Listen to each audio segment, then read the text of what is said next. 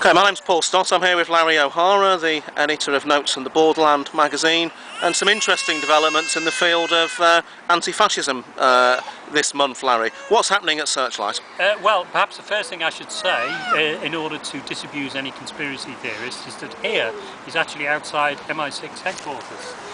So we're not here to receive our orders or instructions.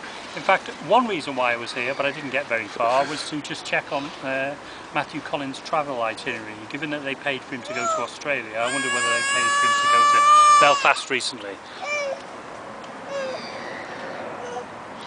And what do you think the future is for Searchlight, Larry? What's been happening with these changes between Searchlight and Hope Not Hate? To get back to the subject in hand. Well, one of the key elements in this, as well as personal rivalry and so on, I think is money. I've already pointed out before how that the Hope Not Hate as the Searchlight franchise was all the money to it. It did not have its own bank account, and all the money was payable to Searchlight and went to their Ilford PO box, and it was under their direct control. Now, given that Hope Not Hate has been quite successful financially, the likes of Nick Lowell's and Matthew Collins and other members of the team, as they used to style themselves. I don't think they are much of a team now. They're more of a sort of a five-a-side team, or a so we're not talking Manchester City or Real Madrid Galacticos here. Well, I don't think they even have as many players as Everton. I think that's how bad. A divided dressing room, never good for any team.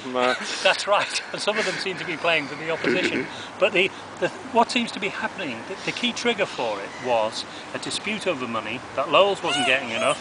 He didn't believe Hochfelder and Gable, sorry, Hochfelder as in Gable's wife, he didn't believe them in terms of how much money was being raised. He didn't like the money being spent on the magazine, like printing full colour, rather than paying salaries for himself. And he's decided to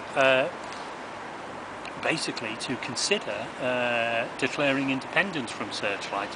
He and Atkinson has gone to try and establish links very recently with Expo in Sweden. They are facing a number of problems, but I suppose if you ask the future for Searchlight, they've got a lot of things in their favour. Searchlight, they have got the control of the Hope Not Hate website. They've also currently got control of that PO box. It was set up in their name, so they could close it down. And they have the international contacts up to a point, and they have the media contacts. They also have the subscribers, but of course Lowell's has the subscribers as well. Yep. So as with any split, really, as we've seen historically with the different sort of Trotskyist communist groups, it comes down to who owns what, or who's got hold of what resources. And of course there are so many tens of thousands, hundreds of thousands of people on the Hope Not Hate email list, which has proved a suitable source of money to be milked from, that Gable doesn't have those addresses, but Lowell's does.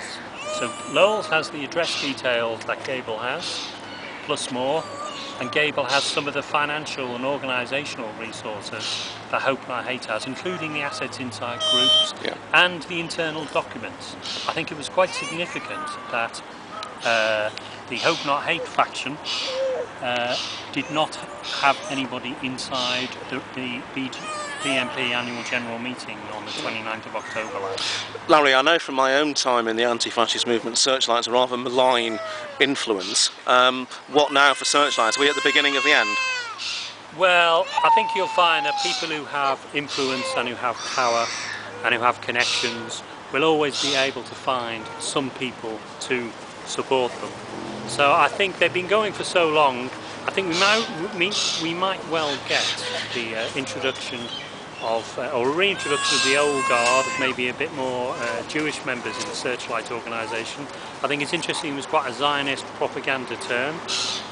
On the front page there was something about the Jewish Socialist Group, a very small group. I think there were barely as many as held the banner in that group. And near the back there was a one-page advert for that well-known radical body, not the Community Security Trust. So Gable has those kind of links. I don't think they're going to go quietly. It may well be that they will try and establish a modus vivendi